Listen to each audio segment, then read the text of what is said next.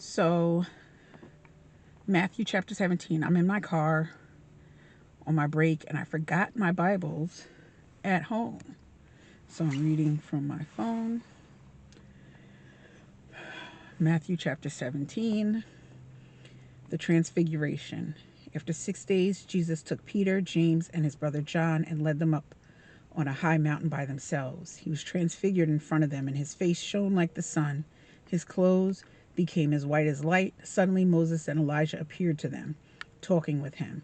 Then Peter said to Jesus, "Lord, it's good for us to be here. If you want, I will set up 3 shelters here, one for you, one for Moses, and one for Elijah." While he was speaking, suddenly a bright cloud covered them, and a voice from the cloud said, "This is my beloved Son, with whom I am well pleased. Listen to him." When the disciples heard this, they fell face down and were terrified. Jesus came up and touched them, and he said, "Get up, don't be afraid." When they looked up, they saw no one except Jesus alone. As they were coming down the mountain, Jesus commanded them, "Don't tell anyone about my vision until the Son of Man is raised from the dead." So the disciples asked him, "Why then do the scribes say that Elijah must come first?" "Elijah is coming and will restore everything," he replied. "But I tell you, Elijah has already come and they didn't recognize him. On the contrary, they did whatever they pleased to him. In the same way, the Son of Man is going to suffer at their hands." Then the disciples understood that he had spoken to them about John the Baptist. When they reached the crowd, a man approached and knelt down before him. "Lord, have mercy on my son, because he has seizures and suffers terribly. He often falls into the fire and often into the water. I brought him to your disciples, but they couldn't heal him." Jesus replied, "You unbelieving and perverse generation, how long will I be with you? How long must I put up with you? Bring him here to me." Then Jesus rebuked the demon, and it came out of him, and from that moment the boy was healed. Then the disciples approached Jesus privately and said, "Why couldn't we drive it out?" "Because of your little faith," he told them. Truly I tell you, if you have faith the size of a mustard seed, you will tell this mountain, 'Move from here to there,' and it will move. Nothing will be impossible for you." As they were gathering together in Galilee, Jesus told them, "The Son of Man is about to be betrayed into the hands of men.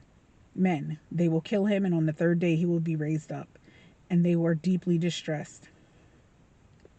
When they came to Capernaum, those who collected the temple tax approached Peter and said, "Doesn't your teacher pay the temple tax?" "Yes," he said. When he went into the house, Jesus spoke to him first. What do you think, Simon? From whom do earthly kings collect tariffs or taxes? From their sons or from strangers?" "From strangers," he said. "Then the sons are free," Jesus told him. But so we won't offend them, go to the sea, cast a fish hook, and take the first fish you catch. When you open its mouth, you'll find a coin. Take it and give it to them for me, and you." So, again, they are questioning his ability, but they also question themselves. So when it came to casting out the demon, it's like they know they can do it, but they're unsure. And I think that's why it didn't work when they were doing it. That's why he said, "You have little faith." But he's also saying to me, he's also saying to the Father, like, do you even believe this can happen? Because if you don't believe it and they don't believe it, what makes you think it's going to happen? So he brought his son to Jesus himself and was like, "Can you do it? Because your guys can't do it."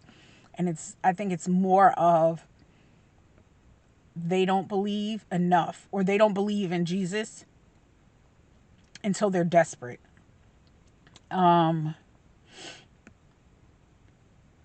And that when he says, "Go to the sea and cast in a fish hook and take the first fish you catch and give the coin to them," that's like giving our first back to the Lord.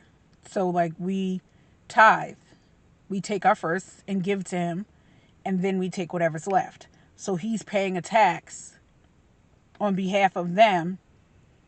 So he sent them out to go get the tithe, basically. Tell me what you think.